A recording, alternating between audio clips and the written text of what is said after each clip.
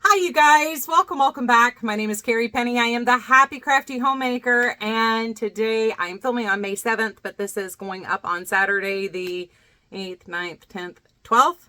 No, 11th. 11th, because Mother's Day is the 12th. My tutorial's out on the 14th on Tuesday. So I'm very excited to be doing this unboxing. So our newest subscription box that I am actually doing a full review on is Little Skein's Kindred Spirit Yarn subscription box. So this is a little bit different. I guess this is the year of we're approaching the subscription boxes slightly differently, because this is now our second subscription box in a row from a small batch dyer that is basically just charging us the yarn price.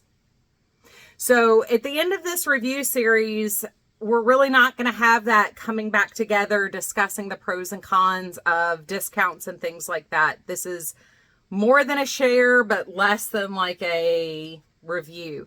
But I actually chose this box because I had 10 different requests over the last year to review this subscription box.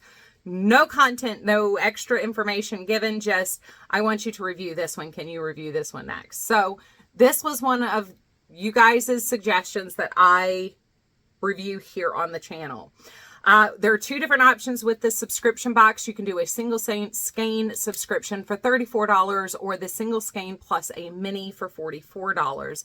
The yarn content every month is 70% merino wool, 20% cashmere, 10% nylon. So the price for the yarn is actually, for a lot of places, just a little decreased than what you're seeing at stores at an LYS or even online LYSs right now for a cashmere blend yarn. The prices are still steadily climbing, unfortunately, for us fiber artists and enthusiasts. So for a cashmere blend yarn in a theme, which we'll get to in just a second, I think this is actually, just out of the gate, if you like cashmere blend yarns and you like the theme that she's pulling from, I think you will probably enjoy this yarn. So I took a screenshot of this part of her website where she talks about, because of the stability of her business, she's able to offer free shipping. So she estimates this as 18% off your subscription box out of the gate, just because you're not paying for shipping, you're just paying for the yarn. I would agree, shipping the package to me would have cost approximately $10. I live completely across the country from Anne, who is the owner of Little Skein, right? Singular. Yes, Little Skein. She lives in San Francisco, California. I am in the Richland County, Columbia, South Carolina area. So literally you almost could not, without like going diagonally, like Maine to, or Washington to Florida, get any further away. So it would be about $10 for her to ship this package to me using regular standard USPS postal services. Also, in that same screenshot, she mentions it's $10 to ship to Canada. And I know a lot of my Canadian subscribers, viewers, and friends have been interested in a number of these boxes, but unable to justify the shipping costs, completely understandably. And this is a far more reasonable option for you guys if you are interested in the yarn or the subscription box, or in general just purchasing from Anne, because she seems to have a pretty cool business. So before we get to the unboxing, number one, Anne of Green Gables theme. Love it. Absolutely love it. You could not get a cuter, sweeter, happier theme, especially when you're talking about a cashmere yarn. Like, it just screams soft, fluffy, and I don't know. Perfect. She does also have pictures from last year's subscription box available. So if you want to go through and see if you're kind of jiving with that, if that's your vibe, you can totally do that. This came from your guys' suggestions. So over 10 people have requested that I do a review of this subscription box. So if you were here just for whether or not I think it's worth it because you like the yarn, yes, I think your price adjustment here is perfectly in line. I don't have to do a 3-month review on it in order to tell you that. Just like last month, where they're basically just charging you the yarn price, no shipping. And in that case, we were getting some extras with that box. This case, we're not. but we're always getting the cashmere blend yarn. I would say $34 for a single skein every single month. If you like the theme and you like the dyer style, definitely I would say this is worth the money. This is one of those worth the investment things. This is a luxury style yarn. This is an independent dyer, so those don't, those aren't, $5 Joann's with a coupon type yarns. One of the things I wanted to talk about before we move into the unboxing portion of this is Anne's business practice when it comes to her dyeing method. So Anne lives in San Francisco, California. If you are not familiar with the drought state of California, most of the year California is in some form of a severe drought. Now, I'm not particularly familiar with San Francisco's drought levels particularly, but the state as a whole frequently is in extreme drought conditions. One of the things Anne does, if you're not familiar with the dyeing process does consume a lot of water. So Anne only dyes animal fibers because animal fibers take substantially less water to dye than plant fibers do. So if you are looking for something that is not animal fiber, this would not be the place to look, unfortunately for you. But it makes perfect sense as far as a conservation mindset. Now, personally, I am 100%, I believe in conscious conservation. I don't enjoy producing a ton of excess waste that is potentially manageable.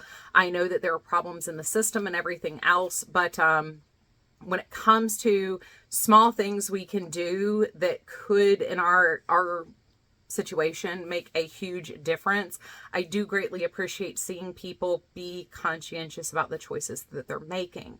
So not only does she only dye animal fiber because it takes less fiber, she says on her website that she can get up to 3 dye batches using the same water before it starts to affect the color of what she is trying to achieve. So she's reusing her water 3 times. She's already using a dye method that's going to take less water consumption. And then on top of that, she neutralizes the acid from setting her dyes so she can then use the gray water to use as gray water source for her home. So I really thought that was kind of cool. I'm much more of the Frank Lloyd Wright move within nature. Footprints are acceptable, but try to integrate conscientious conservation into your daily life. I am much more that type of person than green in the legal sense or a political sense or a hippie. I'm kind of in the middle there. I think conscious conservation, especially in a state like California with the water restrictions and limited water supply, I think it's exceptionally important that we think in those terms. I am very fortunate to live in a state that is very wet. I could take a glass of ice outside and have a glass of water in about 15 seconds just because it is so wet in the air here. We also have a lot of man-made and natural water sources here, and there's, I think, 3 river systems that run through actually the county I live in and my next door county that are major river systems feeding from the Mississippi to the ocean. So I don't personally have the water conservation issue as far as like need-based conservation. However, I do highly, highly, highly love and respect seeing a dyer that is thinking in those terms and is very transparent as far as what they're doing in their business to mitigate some of those things. I'm not hippy dippy, but I do really enjoy it. My little conservation heart found that absolutely fascinating. So I've introduced you to Anne, her methodology. We know it's Anne of Green Gables theme. We know it's a cashmere blend. So what is the yarn? What did we actually get?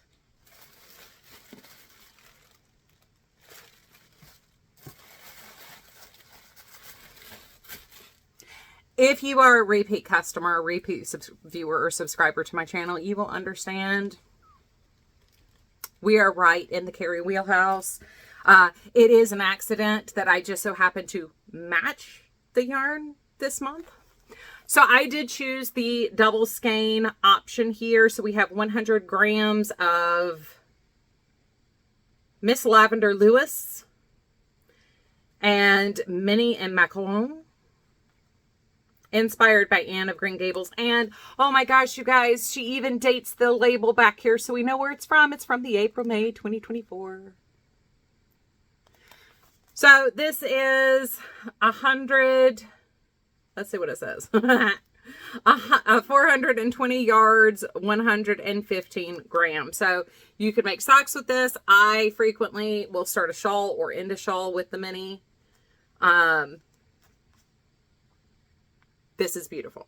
Not gonna lie, this is beautiful. I love the gentle specklings. It doesn't overpower the softness. Like I said, you're dealing with a cashmere blend. The theme is Anne of Green Gables. So it's fine to have some little sharp edges in there. Anne is not all gentle. But having that softness kind of come through, just saying. This is in the zone I would be thinking we would receive with an Anne of Green Gables theme. She does have pictures of last year up, so you can also see what last year's subscription box contained. So you can get a better feel of, what she is producing. We will do a full 3 months unboxing review, and I will work with the yarn. So I'll let you know, all this having been said, I could not like the yarn for some reason. I don't see why, but it's theoretically possible. So in all fairness, we will do a full, well, it'll be 6 months as this is a bi-monthly subscription box, but we will do a full 3-box review just like I do with the other review series. And we will sit down with the final projects and kind of have a conversation. I am still working on the Fiber Studio one. We got a little distracted, especially with the Spook Your Spring Make-Along started. And we're in full-fledged busy season of just little things, home tasks, being able to actually do things.